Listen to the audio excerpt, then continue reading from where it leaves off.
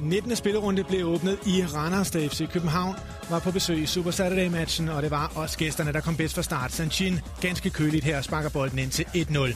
Og så endnu en bemærkelsesværdig episode. Mark Nygaard i kontakt med Sanka.